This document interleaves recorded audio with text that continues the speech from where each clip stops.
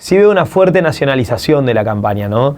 Quizás, no sé si tiene que ver con el efecto de que Misiones tiene una tendencia por lo general de hacer eco mucho de lo que pasa a nivel nacional, el consumo de medios nacionales, de programas de la televisión nacional. Misiones es muy de consumir ese tipo de productos y quizás, como ya se votó en junio lo provincial, es decir, ya hablamos de toda la cuestión provincial, con un muy buen resultado para el gobierno provincial, pero también para Juntos por el Cambio. Creo yo que ahora es como que está más liberada la cuestión y hay una intención también del elector de querer discutir lo nacional, es decir, de no quedarse fuera de esa agenda. Y un poco también el gobierno nacional hizo todo lo posible para que Misiones no pueda estar ajena. Digo, tomemos el caso puntual de Iguazú. Durante plena campaña de las PASO les decía, hoy les abro la frontera. Mañana, al día siguiente les decía que no, otro día les decía que sí. Estuvieron como 4 o 5 veces yendo y viniendo, y eso el elector y el ciudadano entiende quién es el responsable. Sabe que la responsabilidad es del gobierno nacional. Y creo yo que es un poco, el voto que vamos a ver el 14 va a estar muy relacionado a eso, ¿no? A un desgaste, una gestión nacional que nunca terminó de comprender bien a fondo la cuestión del federalismo y entre eso hay solo 2 alternativas, porque también eso la ciudadanía lo ve. Ve que la cuestión está polarizada, que hay 2 opciones de voto, una que es acompañar al gobierno nacional y otra que es no acompañarlo. Creo que separaría en 2 términos, por ahí sí hay dos espacios bien marcados, digamos, está el kirchnerismo con el Frente de Todos y está lo contrario al kirchnerismo, que es Juntos por el Cambio. Ahora bien, yo coincido con lo que se plantea muchas veces el gobierno provincial, que la discusión no tiene que ser la grieta. Por eso yo lo marqué mucho durante mi campaña en las PASO y trato de hacer hincapié también ahora en que hay que discutir con propuestas. A mí me parecía muy importante hablar de educación. Hacíamos un análisis con miembros de Activar en otros distritos. Activar es un partido que no solamente está en Misiones, sino en otros distritos, en algunos ya con personería y en otros formándose, y nos llamaba la atención que nadie hablaba de educación. Después de las PASO vimos, sí, que un sector empezó a hablar, bueno, del 1,5 millones de chicos que no volvieron a la escuela porque las escuelas se cerraron, digamos, y con la reapertura de las escuelas todavía no volvieron. Muchos tomaron el programa que nosotros presentamos de Misiones Conecta Educación como una herramienta para trabajar en la campaña, y ojalá que eso pase a formar parte de la agenda del Congreso. A mí, sinceramente, si la discusión en el Congreso va a ser quién va a ser más fuerte que el otro, quién va a presidir, el grupo A, el grupo B, lo que ya vimos por ahí 10 años atrás, no me parece que sea ese el camino. Sería un grave error. Y por lo menos es lo que yo trato de impulsar dentro del espacio que formo parte, ¿no? Después, bueno, veremos qué sucede. Pero coincido en que sí, y para cerrar, coincido en que sí, la discusión tiene que ser de propuestas y no de grieta, ¿no? A mí me gusta mucho cuando se habla de Misiones. De hecho, me encanta que se ponga en valor la fuerza cultural que tiene nuestra provincia. Misiones es una provincia que tiene un montón para contarle al mundo. Obviamente, a ver, la utilización política de eso a veces duele, porque duele que un partido, que un espacio se quiera adueñar de todo eso, ¿no? Adueñarse de nuestras figuras o adueñarse de nuestra música, de nuestra cultura. Yo un poco me mostré en la campaña de las PASO contándole a los misioneros que misioneros somos todos, ¿no? Pero creo, vuelvo a lo que decía por ahí al principio, la campaña está muy nacionalizada porque la discusión provincial se dio en junio. Me parece que eso quedó bien en claro. Y además porque hubo algo que quizás inesperado para muchos. Yo no pensé jamás que el gobierno nacional iba a tener una tan mala gestión en el año 2021. Porque dije, bueno, a ver, con todo lo que pasó en el 2020, la pandemia que tuvimos y demás, nos planteaban que era un gobierno de científicos. Dije, bueno, esta gente debe estar sabiendo lo que pasa, lo que se tiene que hacer. Vamos a ver una reapertura económica espectacular. Y sin embargo eso no se vio. Y creo que la ciudadanía también se dio cuenta de eso. Entonces ahí quizás las cuestiones más locales de uno, más cercanas, quedan para un segundo plano. Creo que eso va a quedar para una discusión de cara al 23, porque parte se discutió en junio, va a quedar para una discusión del 23, y ahora es simplemente un plebiscito, una gestión nacional que evidentemente no tiene rumbo. Creo que sí por una cuestión del sello Juntos por el Cambio. O sea, hay algo que queda bien en claro, que nuestro espacio es la oposición al kirchnerismo. Por eso vuelvo a lo mismo, yo no quiero que solamente quede en esa cuestión de grieta. Quiero que quede en que no solamente somos la oposición, sino también que planteamos cosas distintas. A Martín lo conocí más en la campaña ahora.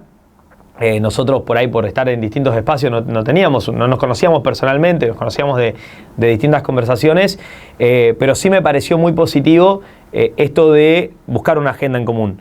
Es decir, Florencia lleva una batería de proyectos relacionados a educación, relacionados a la generación de trabajo, mucho relacionados a la conectividad, y se mezcla con proyectos que por ahí tiene el espacio del que forma parte Martín, que tienen que ver con esto, con el trabajo, con la cuestión del federalismo, y la verdad es que ellos van a ir a discutir lo mismo que por ahí, y creo que el electorado también va a ver eso, ¿no? Va a haber muchos puntos de coincidencia con el gobierno provincial, porque en el fondo creo que no debe haber un misionero que no se sienta relegado frente a lo que nos ha hecho el gobierno nacional.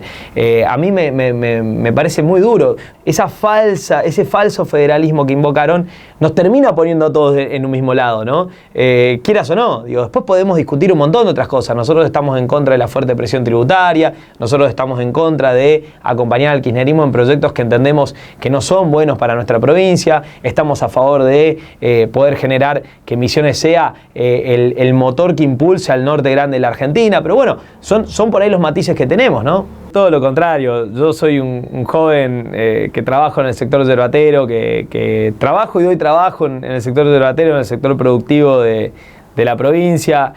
Florencia es una joven abogada que trabaja y vive en Posadas y le toca desde el sector privado impulsar ella misma su crecimiento laboral. Es decir, conocemos la realidad de la provincia de Misiones y nada más. Yo lo digo siempre, ¿no? Independientemente de quién esté gobernando, ojalá desde el Congreso de la Nación se puedan hacer muchas cosas para Misiones. Después, bueno, que corte la cinta el que esté en ese momento, digamos, no me parece que eso sea lo importante. Y por eso remarco, a mí, y por ahí siendo un poco, hablando de mí, yo trato de no hablar mucho de mí, pero hablo del conjunto, pero en esta sí, yo veo la política más allá del cargo que uno puede ocupar.